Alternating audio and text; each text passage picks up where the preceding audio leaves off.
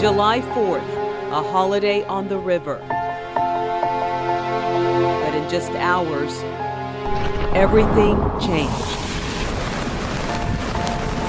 Homes swept away, camps destroyed. We're running down rivers, all those people in the water. Lives lost.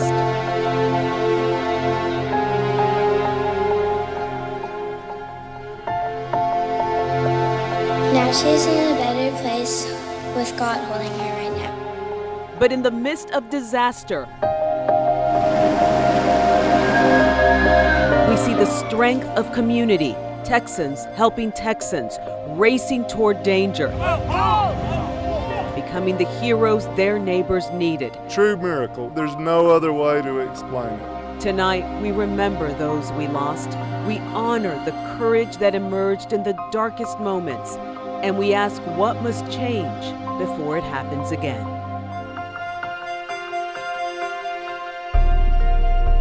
Thank you for joining us for this 1 hour special, Hearts and Heroes Flooding in the Texas Hill Country. I'm Cynthia Izaguirre. My colleague Barry Davis is anchoring from the Texas Hill Country tonight in the heart of the devastation where the swollen Guadalupe River surged beyond its banks, tragically sweeping away more than 100 people, homes, and cabins. Barry? Izzy, in this special, we're going to hear from people who got out literally with minutes to spare. We'll also hear from families dealing with unimaginable loss. We'll ask the tough questions. Were there warning failures? What else could have been done to prevent this level of disaster? But we'll also hear what defines this state. Texans helping Texans. When the waters rose, so did the spirit of these communities. And tonight, we bring you their voices, their heartbreak, their hope, and their path forward. We begin by going back to the morning of July 4th, a day meant for celebration along the Guadalupe River. Children were at summer camps. Hundreds were getting ready to enjoy the holiday in Kerr County. But in the early morning hours, everything changed. WFAA's Kevin Reese walks us through how the flood unfolded hour by hour. KVUE News Weather Impact Alert. Breaking news here in Texas as we come on the air at least 13 people are dead. 23 girls have been unaccounted for. Their parents. By the time the news reports came pouring in. And it has been a heartbreaking start to the holiday here in Central Texas. Lives were already being lost. Our prayers and our thoughts are with you. And souls in the Hill Country. This is just the beginning. Yeah, swept I think away. There's people across the country right now praying for this community. This came at night when people were asleep. Please pray.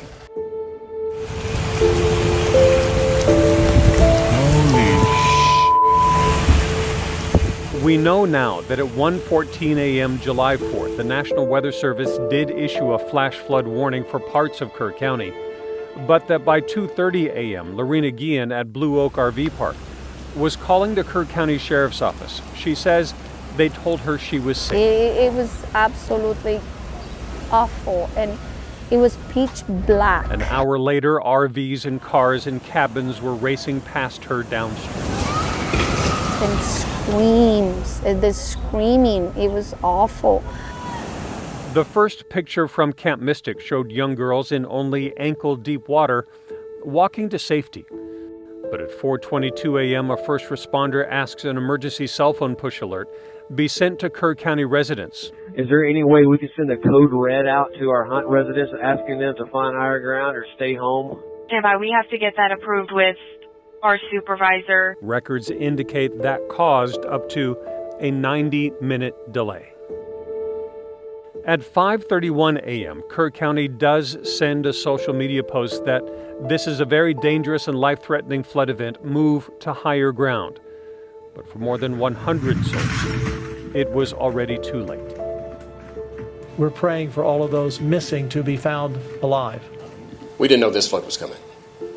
Rest assured, no one knew this kind of flood was coming. In just 45 minutes, the flood gauge along the Guadalupe River peaked at 23.4 feet and then went silent. A time lapse of the Llano River shows just how quickly the wall of water arrived. And then the first email to parents from Camp Mystic.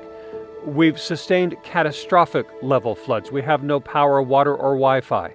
If your daughter is not accounted for, you have been notified. If you have have not been personally contacted, then your daughter is accounted for. Please continue to pray and send any help if you have contacts to do so. I can't even imagine what those girls are going through or what they went through. Inside their cabins, some with the water reaching almost to the ceiling, 27 young campers drowned or were swept downstream. Camp Director Dick Eastland died, trying to save several of the girls. And at nearby Heart of the Hills camp, Jane Ragsdale called her brother at 3:30 in the morning, trapped inside her home. I was like, just get out of the house. But I do remember her telling me, she was like, it's already at the bed. I can't get out. I was like, break windows out. Just get out. And she did it.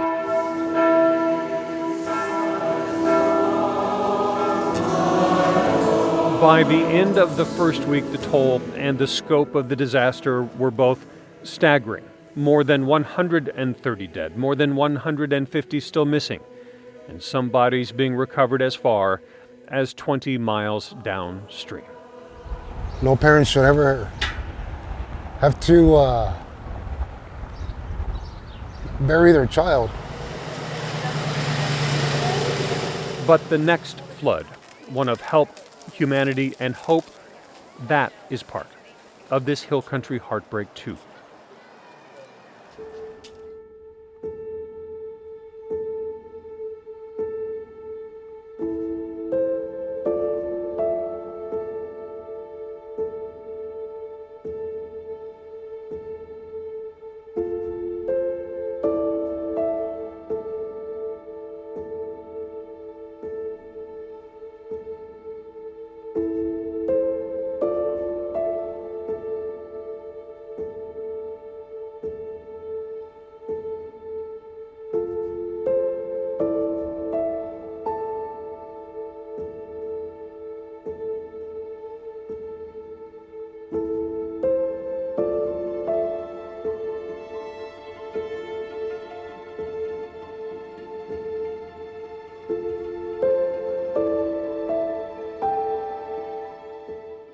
I've been to Kerrville, I don't know how many times, covering stories or riding my motorcycle through these beautiful hills or hunting with people who've spent their entire life here. But how could this happen that fast? How could a storm dump that much water that quickly? For the answer, let's go to the Ken 5 studios and Ryan Shoptaw and let him walk us through how this storm developed.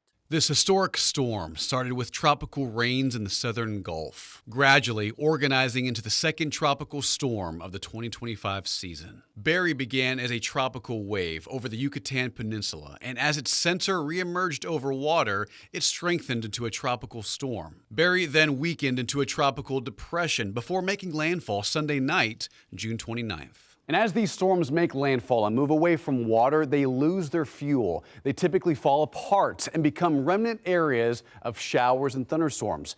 However, in this situation in late June, the remnants of Barry traveled farther north, and the energy crossed over the Rio Grande just before July 4th, igniting a large complex of thunderstorms where slow-moving rain continued to drive in, raining over the same spots hour by hour, day by day, over the hill country and over Kerr County, breaking rainfall records, leading to flooding along rivers where major flood stages were reached in hours' time. Rapid runoff and the terrain of this part of Texas played a big role. The geography along the Balcones Escarpment creates fast-flowing water across what meteorologists know as Flash Flood Alley. Hilly terrain, shallow soil creates a vulnerable area given the convergence of different weather patterns in the summer. The combination of this region's topography, geology, hot and humid climate create ideal conditions for flash flooding. In the days leading up to July 4th, Camp Mystic brimmed with song, laughter, and joy. But just moments after midnight, everything changed. The first flash flood watch was issued at 1:14 that morning, while hundreds of girls were sound asleep. Campers as young as 7 were jolted awake by the storm. As thunder rattled overhead, girls who'd spent many summers at Camp Mystic reassured the little ones this weather comes often. But this wasn't just any other storm. Within hours, the power had completely gone out and the Guadalupe River began to rise. The cabin closest to the water was Bug House, where a counselor's quick action saved several of her girls. She tore through the rain to alert staff. Camp Director Dick Eastland wafted through the waters to evacuate them. Hours later, the water rose to the roof. The person who put his heart and soul into Camp Mystic died getting campers to safety.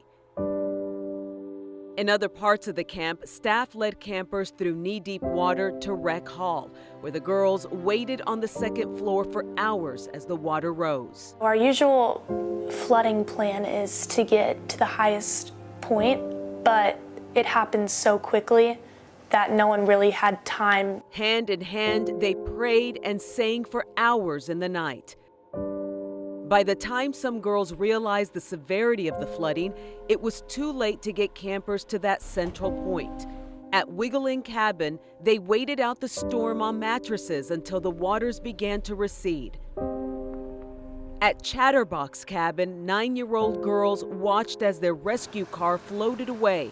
They climbed out of windows and up the hill behind the cabin as high as possible. They waited hours in the rain for help to arrive. But in the cabin that housed 13 of the camp's youngest girls, doors on two sides of the building brought in water faster than the others. Tonight, all of the campers and counselors inside that cabin are either missing or dead.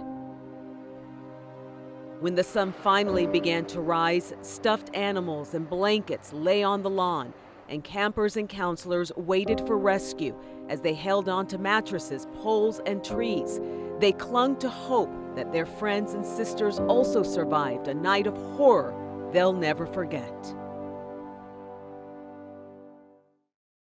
Now, 2 weeks after the floods, and this is what's left. There are mountains of debris everywhere. Trash from homes ripped off their foundations and twisted, mangled metal, almost symbolic of the lives forever changed. And in the midst of all this heartache, we're hearing stories of hope and sisterhood.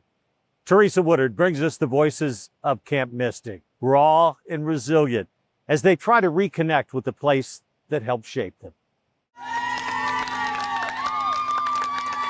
In Camp Mystic's online archives are decades-old videos We are so glad y'all are here. and almost century-old photos. Girls started spending summers here in 1926. Ever present are smiles and songs. You can feel their faith and see the fun. You can truly be yourself as a kid there. And the backdrop to most every memory made is the water. For generations, yeah, I went to Camp Mystic for 5 years, and then my sister went to camp there for 10 years. Girls grew up on the Guadalupe River. Camping here built character and camaraderie. Mystic girls are more than friends. They almost feel like more than family just because of the bonds you make going every summer, seeing the same people. Perhaps it brings a bit of peace to know how much these campers must have loved one another and how much the camp loved them. On the morning of July 4th, when the river overtook them, they were together. Almost 30 campers and counselors are gone. Camp Director Dick Eastland is too. It was nobody's fault. And if I did have a little girl, I would still send her to Mystic in a minute. Dick Eastland died trying to save the campers he loved.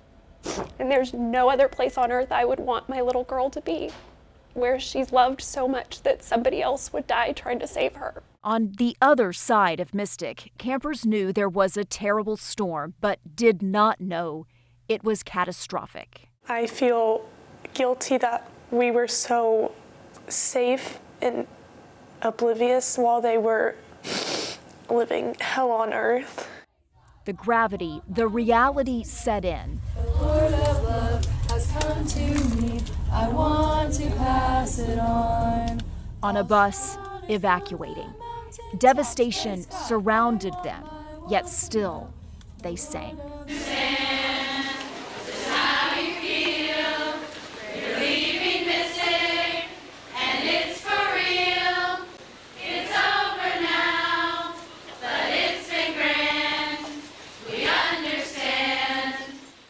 Mystic is not a place, it is a spirit, something carried inside, something carried on.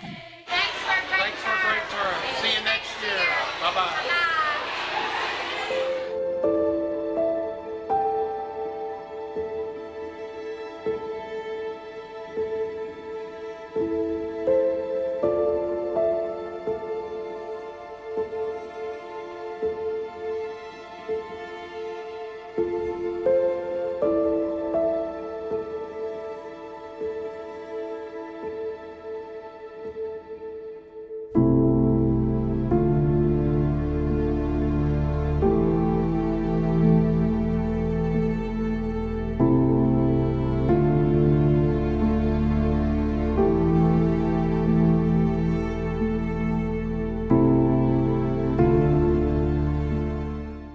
We've heard from so many people who say Camp Mystic isn't just a place, it's a part of them.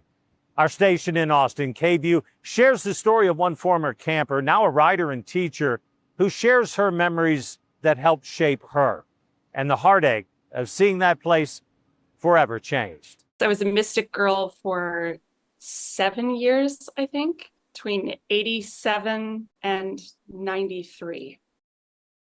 Camp Mystic is a very wholesome place. Kindness and friendship are just constantly reiterated there. I mean, the river is Camp Mystic, you know? The river runs through my dreams. I write about Camp Mystic all the time. I still write about it. And I am now a camp director. I run 7 creative writing camps for middle schoolers and high schoolers during the summer. Mystic imprinted on me. It was a place kind of outside of real life where you were free to be yourself and also to discover who you wanted to be and try out different versions of yourself in a really supportive environment.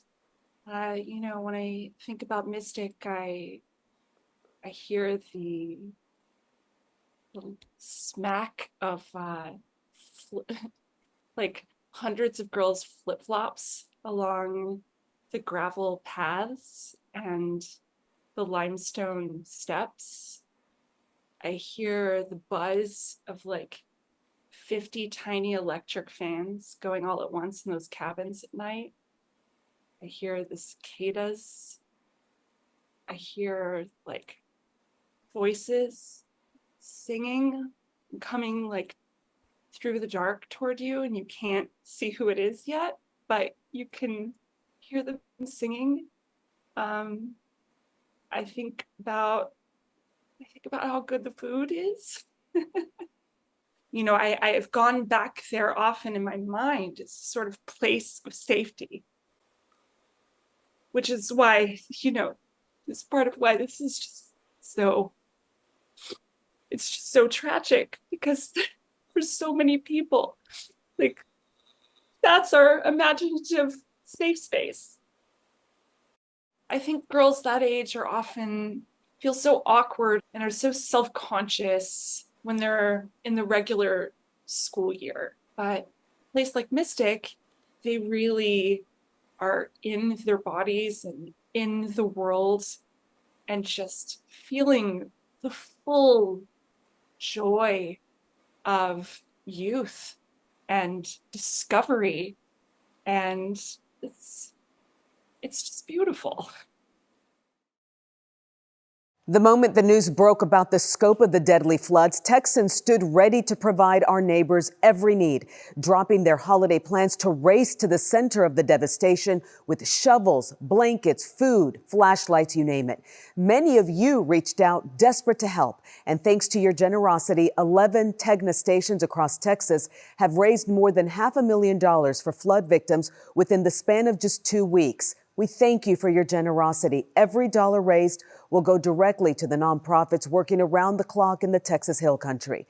And we're not stopping here. We continue to rally around every person impacted in Central Texas. If you'd like to give, please scan the QR code on your screen right now. Again, All donations go directly to vetted nonprofits on the ground in the Hill Country, providing immediate and long-term aid. They'll appreciate anything you're able to give. To understand just how extreme this flooding was, you have to look at the sheer volume of water that poured into the Hill Country. WFAA meteorologist Maria Ruiz has covered the region for years during her time in Austin and studied the numbers and the history. Water is incredibly powerful. It's hard to picture a foot of rain and the impacts that it can have on any terrain. Let's take Kirk County, for example. 12 inches of rain fell July 3rd into the 4th of July holiday. 12 inches of rain caused the Guadalupe River to rise 27 feet in 45 minutes. This runoff happened incredibly fast, and this is to do with the terrain, with the type of soil, and of course, the intense rainfall from those storms that came in. Whenever you calculate that out, that amounts to 120 billion gallons of water for the entire county. Now, this, of course, varies a little bit depending on what specific point in the county you're seeing. It's hard to imagine that amount of water. So let's take Niagara Falls, for example. Niagara Falls sees 45 million gallons of water every single minute. Over the course of an hour, that's 2.7 billion gallons of water. And over the course of a day, it's 65 billion gallons of water that flows over Niagara Falls. Well, for Kirk County, they saw almost double that amount of water in only 6 to 8 hours.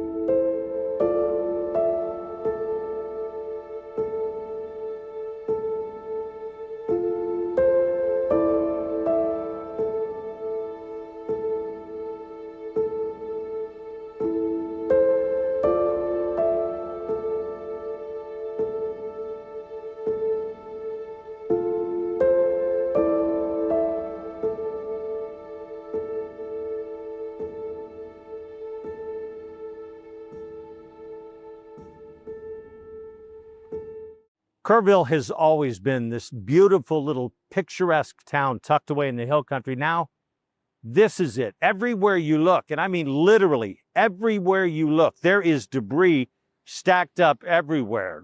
Trees, trash. To look how powerful this storm is, check out this dumpster.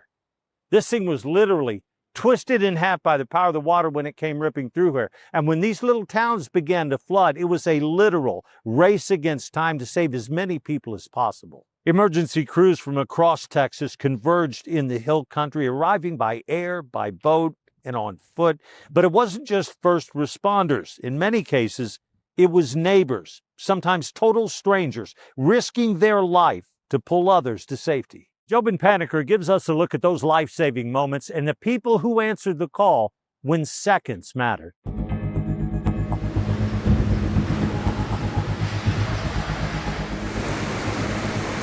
July 4th in Kerr County was eventful, and for all the wrong reasons. Oh my God! There's people screaming in the river! This came at night.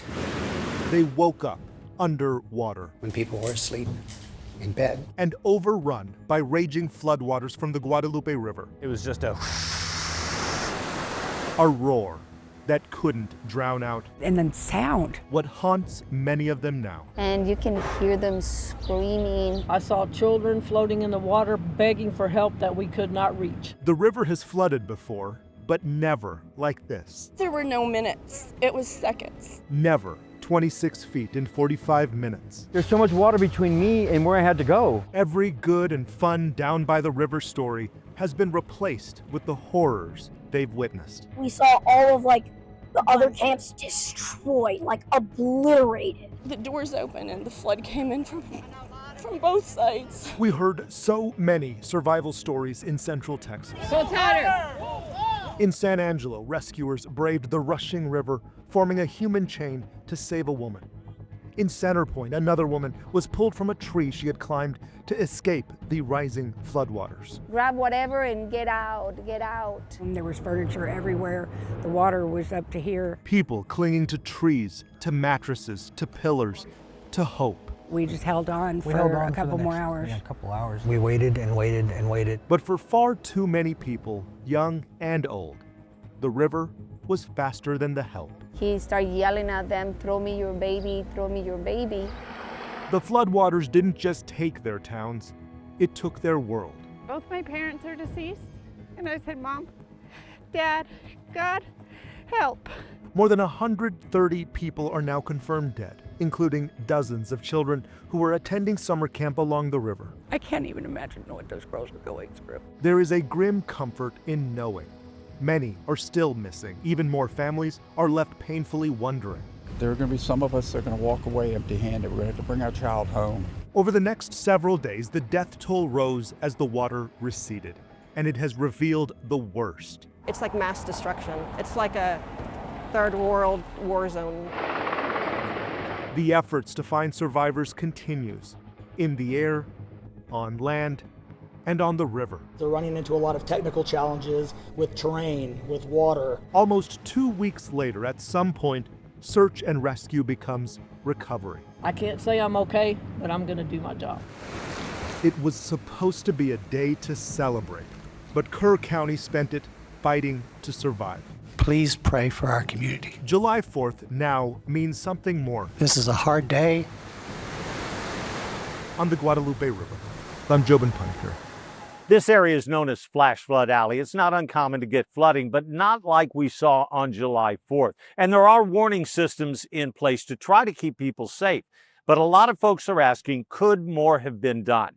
For that answer, let's go to Pat Calvin in the KHOU studio in Houston for a look at the timeline of the warnings that were issued. Yeah, and that timeline here is so important, and it actually starts the day before. Thursday, July 3rd, just after 1 p.m., flash flood watch is issued for Central Texas. That includes the Hill Country, and that's basically the National Weather Service's way of saying a flood could happen in this area, but we can't pinpoint where that exactly will be.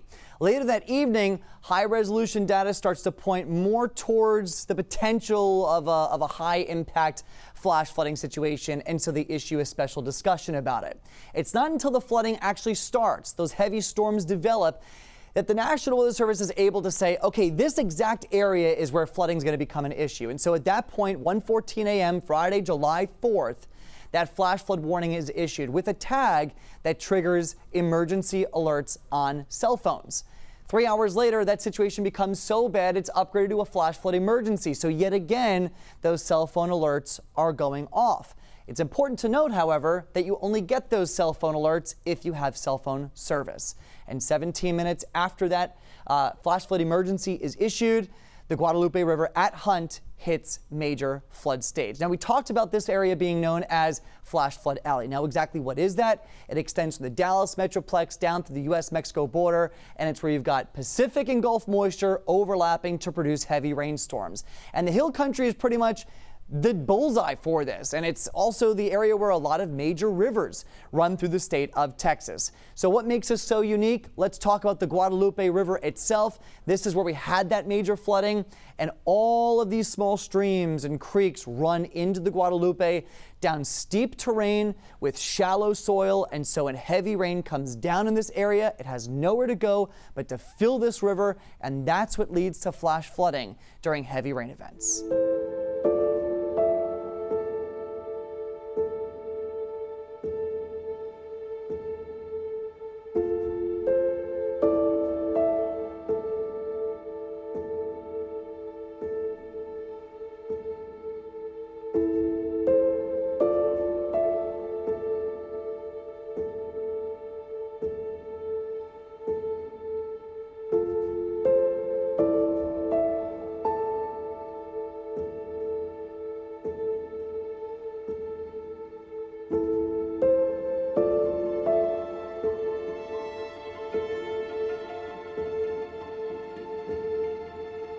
Local leaders and emergency officials have faced tough questions in recent days, but this isn't just about accountability, it's about solutions. Tonight, the Investigates team from our Tegna station in Houston examines what systems failed and what must change to protect Texans in the future.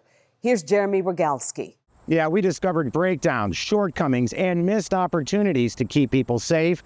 That date from that dreadful July 4th morning to a decade before the raging river came through. Despite the menacing nickname Flash Flood Alley, the level of preparedness in these parts has been a mixed bag. The evacuation sirens have been sounded. The morning of July 4th, the Bernie Star newspaper captured blaring sirens in the town of Comfort. Floodwaters continue to rise, warning folks to get to higher ground. At least 4 counties along the Guadalupe River have outdoor warning sirens in place. But in the hardest hit Kerr County, we do not have a warning system. It just hit me, why didn't we have that? It sparked a Texas mom to start an online petition for a Kerr County early warning system. If they had 5 minutes warning, if these kids had 5 minutes warning, they would have saw what was going on, and I guarantee you they would have took those kids and ran for higher ground. But when Kerr County officials debated sirens years earlier, it did not go over well. In 2016, then Commissioner Buster Baldwin said, "The thought of our beautiful Kerr County having these damn sirens going off in the middle of the night, I'm going to have to start drinking again to put up with y'all." The following year, another commissioner, Tom Moser, said, "Too many people said they did not want sirens." And so Moser and county leaders never pursued them. Did Kerr County do enough? In hindsight, could we have done more? Perhaps so. Should we?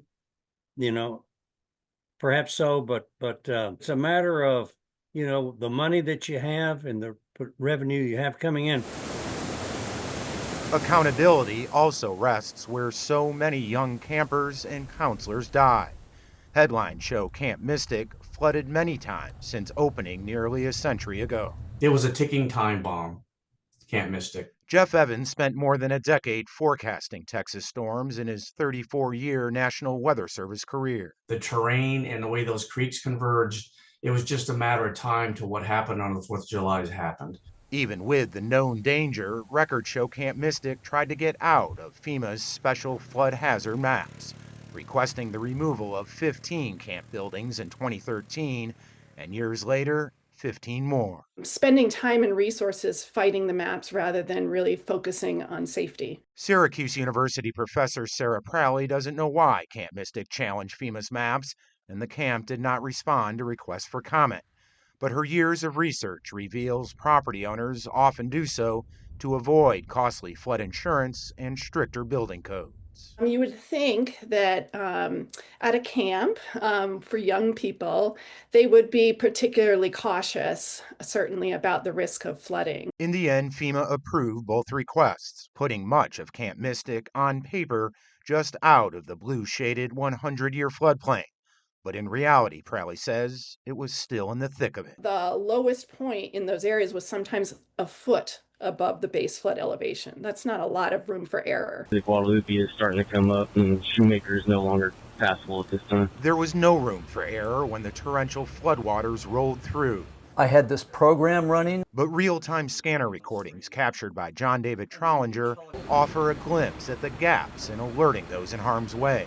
Listen to a firefighter's urgent plea at 4:22 in the morning. Is there any way we can send a code red out to our Hunt residents asking them to find higher ground or stay home? Standby, we have to get that approved with our supervisor. Code Red is Kerr County's emergency notification system that can push alerts to residents' phones. Trollinger, who helped install the system as the county's former IT director, says he didn't receive one until after 10 that morning. Someone needs to be on the phone to authorize it immediately and get these alerts sent out. That is a point of failure. Jeanette Sutton is founder of the Warn Room, a training tool for agencies to improve warnings and alerts. For whatever reason, they weren't available to get in touch with that supervisor in the middle of the night. That does need to be addressed. That's where people's lives are on the line. But officials have repeatedly said their priority is on recovering the lives lost, not a timeline of the emergency response. We're not running. We're not going to hide from everything. That's going to be checked into at a later time. The time for accountability, they say, will start at the state capitol with the upcoming legislative special session. Our city of Kerrville and Kerr County leadership are committed to a transparent and full review of processes and protocols. In Flash Flood Alley, a review perhaps long overdue. I'm Jason Whiteley, and it will be up to the legislature to look for solutions and ways to prevent loss of life during future floods. Lawmakers returned to the state capitol Monday for a special 30-day legislative session, and addressing this disaster is now paramount. But even something as simple as an early warning system is much more complex than you might think when you're dealing with rising rivers. State Senator Paul Betancourt from Houston explained one idea that he plans to propose. My idea was to use old tech sirens and combine them with what everybody is getting overloaded on, which are these cell phones right now. Because, we'll have a blue alert, an amber alert, a silver alert, a security alert, your bank will call you, whatever. And people are now turning these alerts off. In fact, in Texas, we turn off these alerts 5 times as fast as Vermonters do. Well, I'm one of those people who turned it off. And, Sure. if I'm camping down there along the Guadalupe, how can I be notified? Well, that's part of the problem. Now, also, you don't get cell signal down there. Now, so we think a technology package, and that's the bill I'm working on with the Lower Colorado River Authority, that will look at sirens with, Starlink towers, 5G, so we've got redundancy, multiple messages, et cetera. And really what you're trying to do is layer on. You want to get people's attention. The real problem is that in the middle of the night, with these turned off or picked up in a camp, you have to get people's attention. So, and there's nothing like an old school siren to get that attention, but you have to make sure it's triggered correctly. We've got gauges that tie into it. There's what's called a supervisory computer and data acquisition, taking the input. So there's a lot of things we have to do with this technology package, but that's just going to be part of many bills that the committee looks at. Betancourt said he's still fine-tuning it, but his is just one idea. And if passed, it would add sirens to watersheds across the state, not just along the Guadalupe and in central Texas. Lawmakers are also asking for input from those directly affected by the flash floods. The Texas Senate holding a hearing in Kerrville July 31st. And state leaders say whatever solution that lawmakers propose and eventually pass, they want it deployed and in place within a year.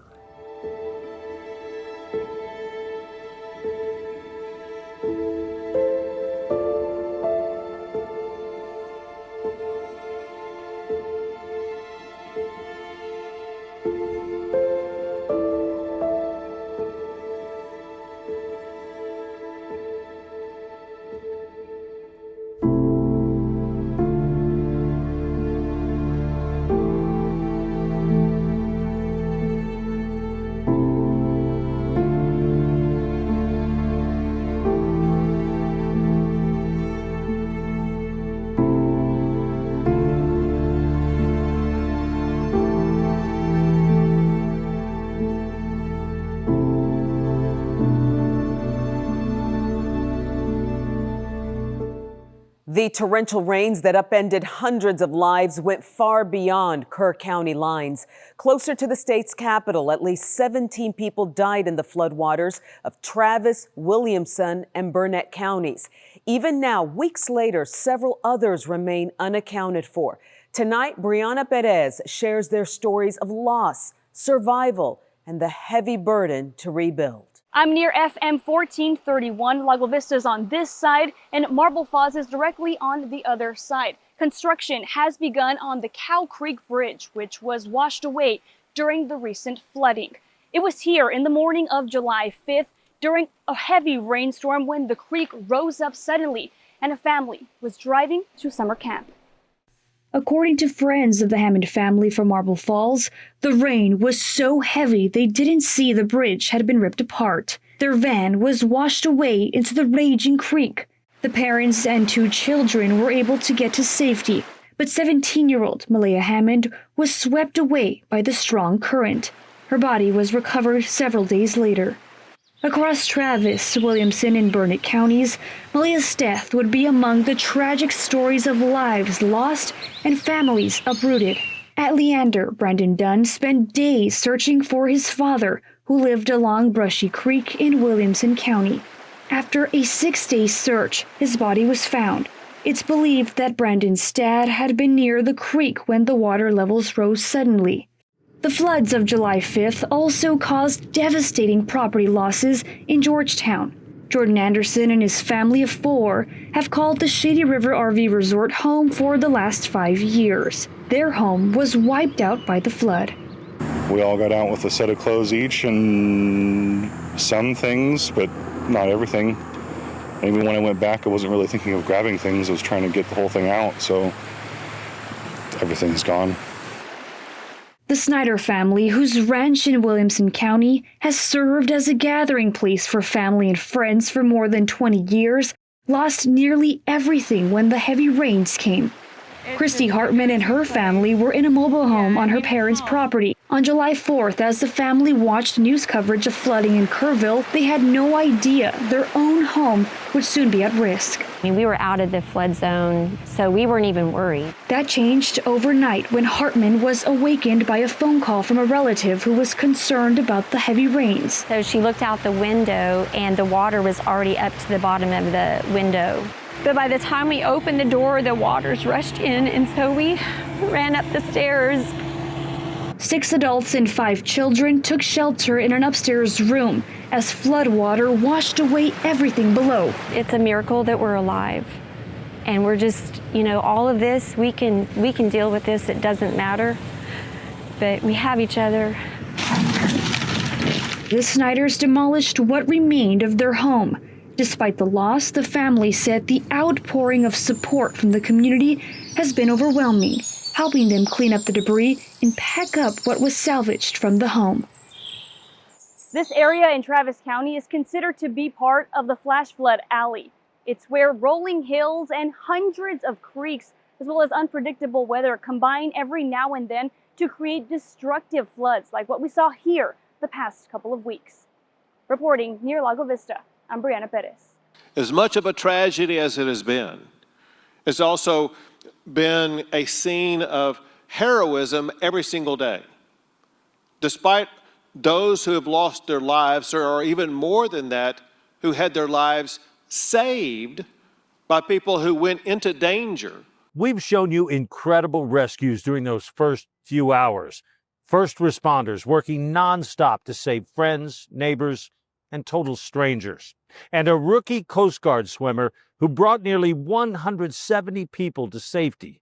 But there are hundreds of other everyday Texans, just like these folks under this awning, that became heroes instantly, offering comfort, compassion, and a dry place when the water rose. The thing is, now that the water's gone, there's a dry place, but there's no more home. That was a home. This was a home. This was a home. And you can see what's happening to that one. We've seen volunteers drive hours to clear debris and support families who've lost everything. There are shelters making room for pets that were evacuated or lost, and absolute strangers cooking thousands of meals for those who need it most. It's a calling. And we feel for each person that we're feeding because they've had loss and big loss. Neighbors coming together just to hold and support one another, proving Southern hospitality isn't just a saying, it's who we are in Texas, especially in our darkest hours. From Austin to Houston to Dallas, Texans from far and wide have gathered to grieve. Under the soft glow of candlelight, parents with children, neighbors, and strangers have stood shoulder to shoulder to pay their respects to the lives lost in Central Texas.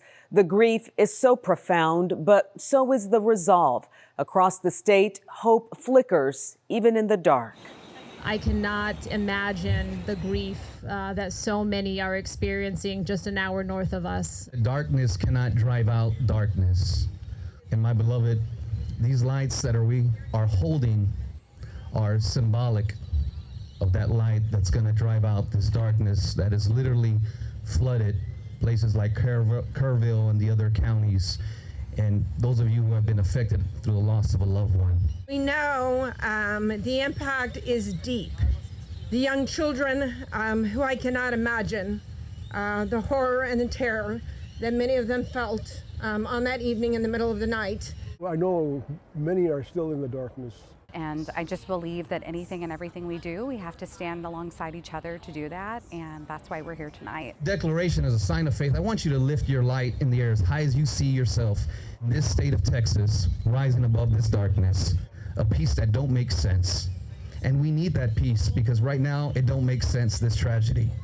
And that cause tonight and beyond is to bring healing, is to bring relief, to bring provision, and to take action for those that were affected by this flood.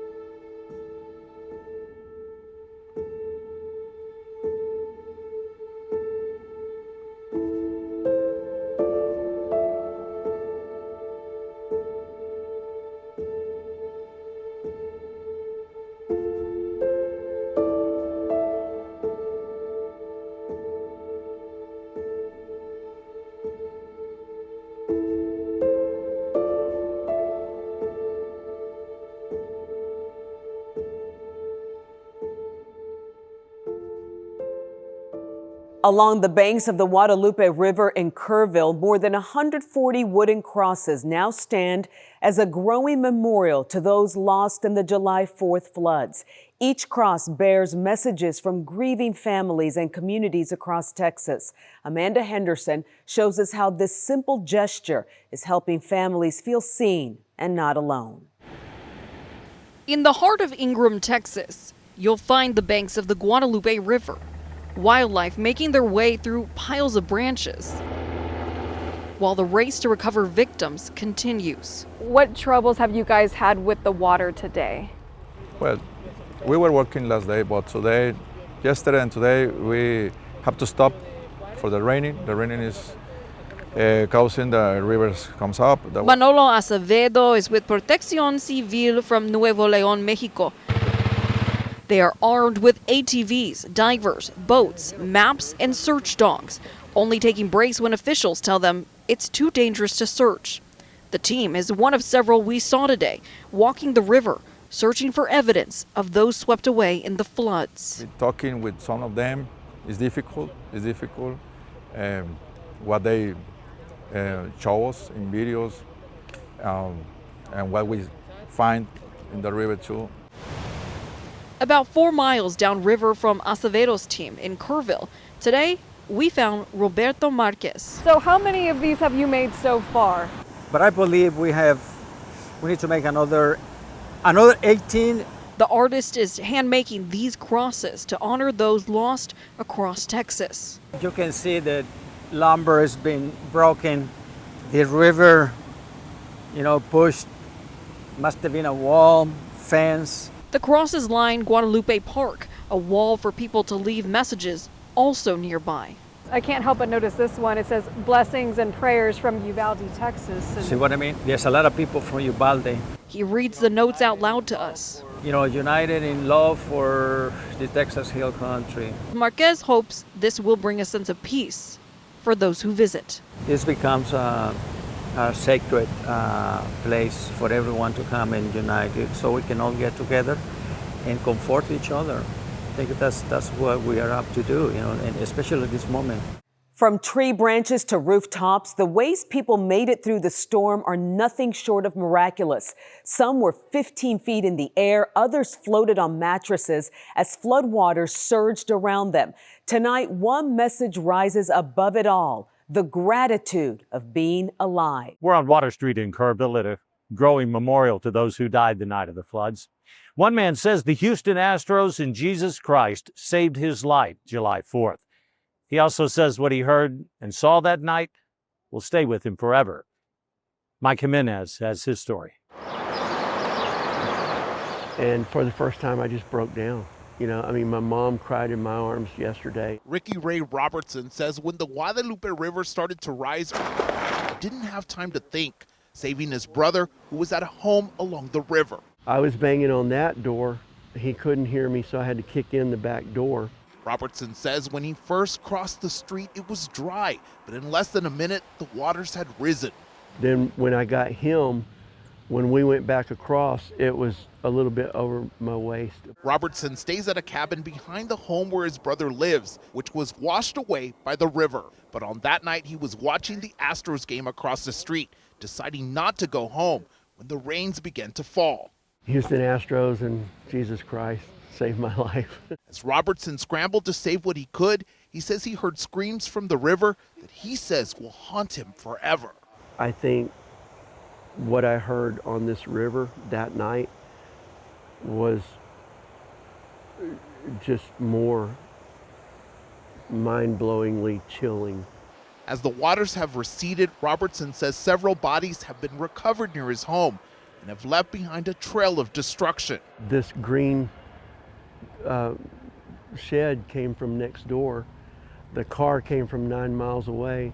The barn and the trailer moved about 30 feet. We lost another trailer and 2 cabins. Robertson says as he reflects on the power of the river and the aftermath of all the chaos and destruction, he isn't lucky to be alive, he's blessed. And a symbol of that still stands, a cross erected 14 years ago after his stepfather passed, and only 10 inches in the ground, it withstood the raging waters.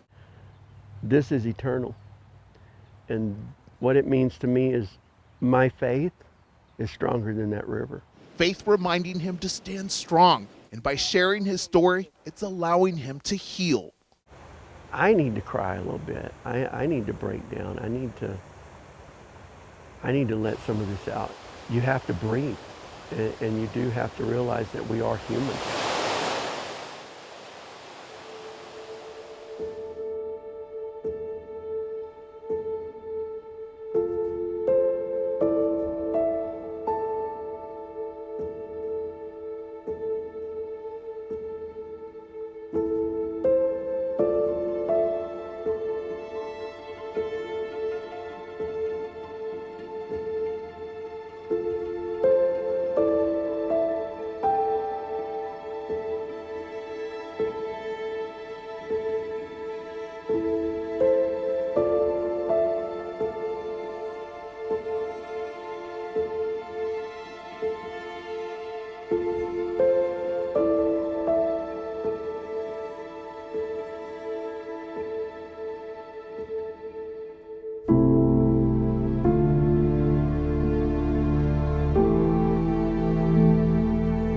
Over the past couple of weeks, we've heard so many stories of survival.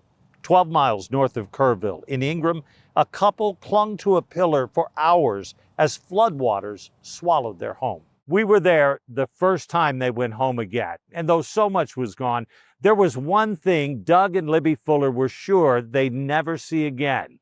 Here's Tiffany Liu.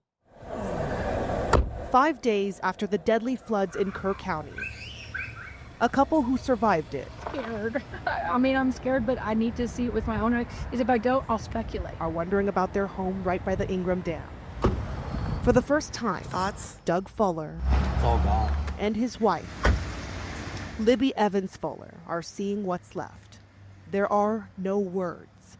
It was around 4 in the morning, July 4th. Her husband woke her up.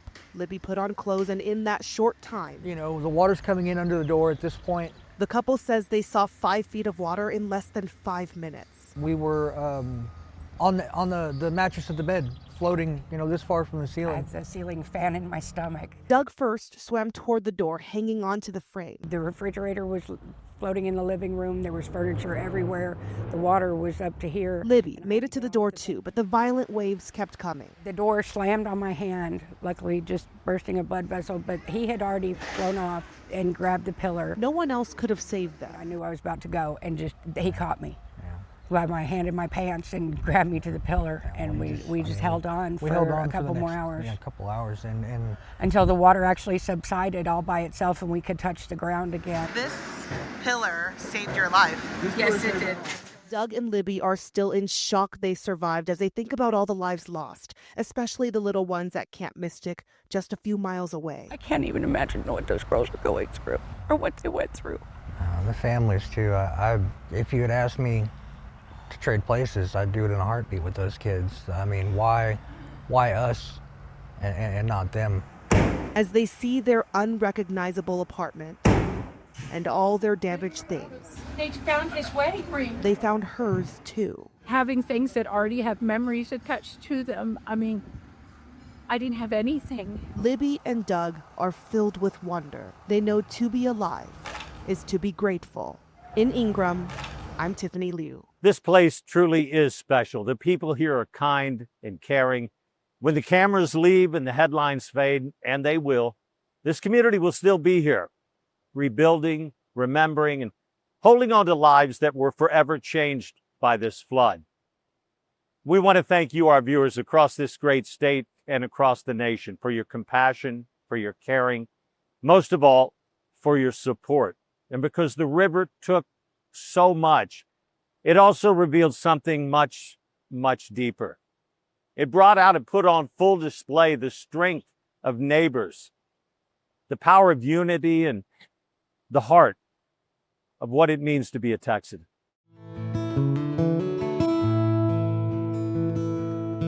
I sing songs about Texas. For Texas country music star Pat Green, this is personal.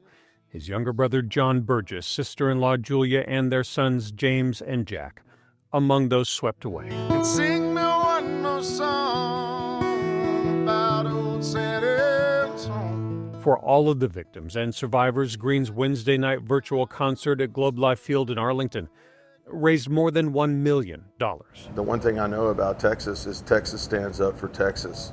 And from lemonade stands to telethons to mobile chefs and kitchens, There's hope. All these people are here to help. volunteers continue to stand for Central Texas.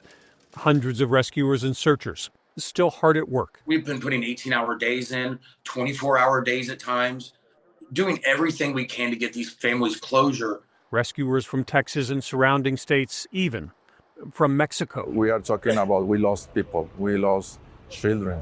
And in addition to dozens of corporations, including the Texas Rangers and the Dallas Cowboys, money continues to flow into the Kerr County Flood Relief Fund. Neighbors helped neighbors, strangers became rescuers, and our sense of community shined through even the darkest storm. And searchers are even scouring rivers to recover and reunite lost photos and stuffed animals and belongings and more with their owners. You know, I say a win is a win, and, you know, and it's little glimmers of hope. It's good to be home. Hope that has been in short supply. I have nothing but gratitude for those people that were so kind to my family. Kindness that will need to continue as Central Texas recovers. I'm Kevin Reese.